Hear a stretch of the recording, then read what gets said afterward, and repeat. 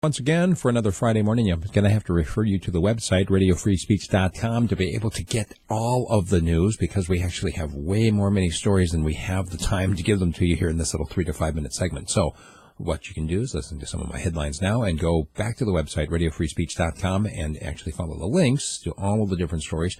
And if you become a subscriber, I will email you the audio version, 30 minutes of news, including the national and Alaska news, that you can upload to your iPod or your MP3 player, take it to work with you in the morning. Remember, it comes in at 5 a.m. on the email. You can set it up so you can just zip it onto your drive and listen on your way in. So check it out, radiofreespeech.com.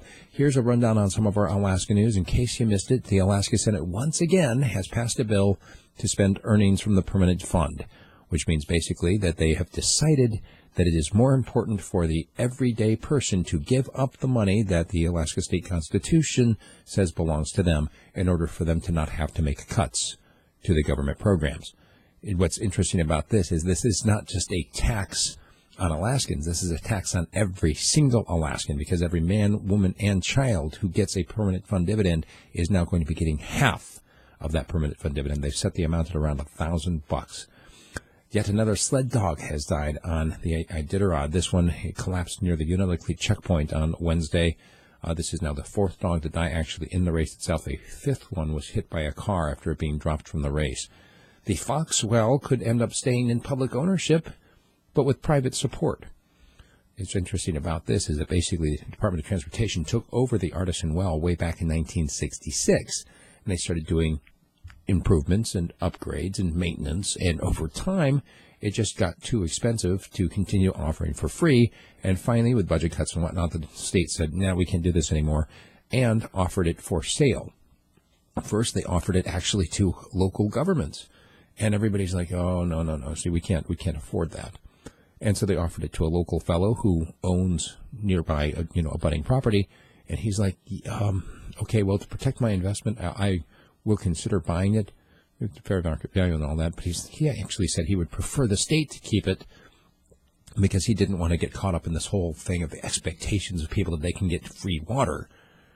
So now this group of Friends of Foxwell has come to the state and said, please keep the well and we'll pay for the maintenance. How do you suppose they plan on paying for the maintenance? User fees. So, well, also in some grants and some other stuff. Basically, it's not going to be free water anymore. Welcome to adulting. The U.S. Health Care Plan, this is the replacement for Obamacare, could end up cutting into the amount of money that Alaska is accustomed to getting from the federal government for public health. Mostly it's on prevention and virulent disease issues.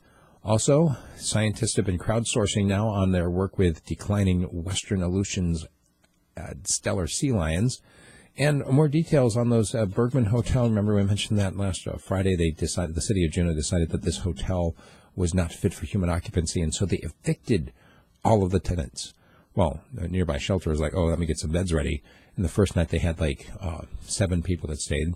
By Sunday they had 12. By Monday they had 14. And why? Well, because the snow was coming down, and the city of Juneau decided that it was better for the people to get kicked out into the snow than to stay in a hotel that the city figured they couldn't stay in anymore. And it looks like in Valdez, they have decided to take it to a vote whether or not they're going to allow the legal pot shop, actually the first one in Alaska, to remain open. Some concerned citizens don't want cannabis inside their city limits, and so they're going to be holding a vote. They could be forcing this currently legal business out. And the last thing we got for you today is the police chief in Juneau is commending the motorists there on their driving skills. They got over 20 inches in the space of one weekend. It's more snow than Juneau normally sees in the entire year. I mean, just for perspective. So congratulations, Juneau. Of course, here in Fairbanks, every year people forget how to drive in the snow anyway, so it doesn't really matter. That's what we've got for Alaska News. Make sure you check out the website, radiofreespeech.com. Thanks.